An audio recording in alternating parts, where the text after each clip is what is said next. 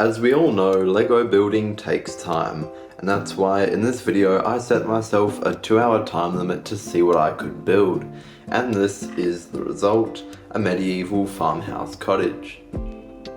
I started with, of course, the roof, as it's the hardest part, and I always recommend starting with what's going to be most difficult.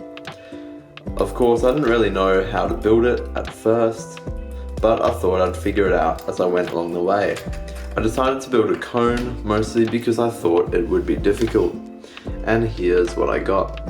If we take a look inside, we can see that we've got these hinge plates on the corners.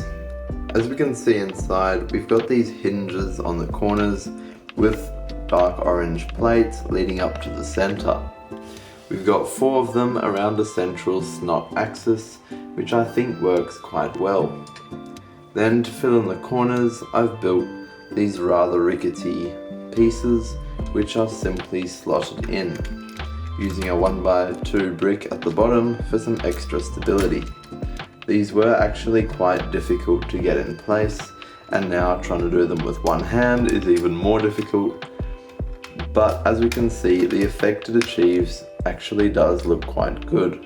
With the roof back together, we can slot the top back in. I've used just a stack of 2x2 bricks with an inverted bucket at the top, with a bar piece running through for some extra stability. I'm slotting that into the top, connecting it to the studs in the middle.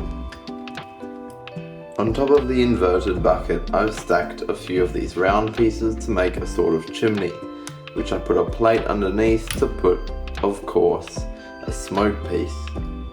This piece is actually intended for plants, but in white it looks just like smoke, and it does a very nice job. Moving on from the roof, we can move down to the main building. Originally I wanted this to be a tower, but after building this section in as much detail as I could, I realized it was going to take too long. What I did for this one was build a central snot base and then attach plates onto the sides.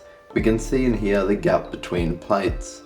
On top of these I put various slopes, trying to get it to slope out towards the edges before adding plants to cover up all the gaps, and even some snot windows in the middle. These windows are not attached to the main frame, but instead just rest on the pieces that are attached sideways. Of course, this build was quite rickety and did not have a flat base because of the snot bricks, so I just stacked up a few plates underneath and attached it with a stud or 2. We can see from the gap underneath that this works just fine, even though it's not particularly secure and the whole building shakes if you touch it. For the base, I chose lime green to give it a pop of colour, and I think it was much needed in this build, which is mostly grey and dark orange so far, 2 of the least colourful colours. Stacking up plates and using rounded ones on the edges, I just formed a sort of organic base before covering it with plants. I started with leaf plates and plant tree limb pieces before threading plants in the studs.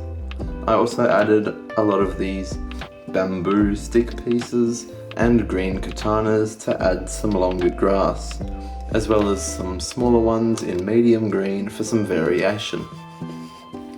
Round to the side, I added a few pumpkins, keeping with the dark orange colour scheme, to establish this as a farmhouse, as well as adding some animals such as a small sheep and a rabbit.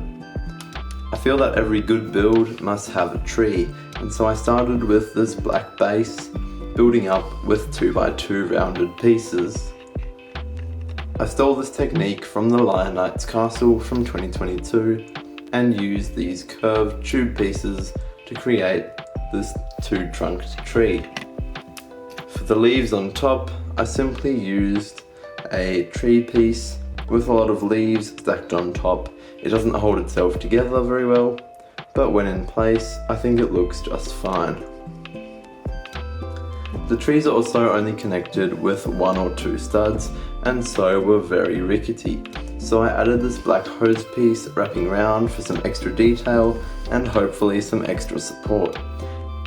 However, because it's not connected at the top, it doesn't really provide much extra support, but at least it looks like it does.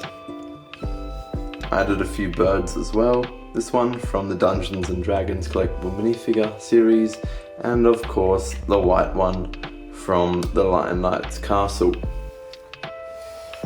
To finish off the build, I wanted to add a few minifigures, and so I started with this farmer here. Taking the legs and torso from the Goat Herder collectible minifigure, I swapped out the hat for one from the Medieval Town Square and added a pitchfork. I think he makes a really good farmer, and I think it works quite well here with the colour scheme.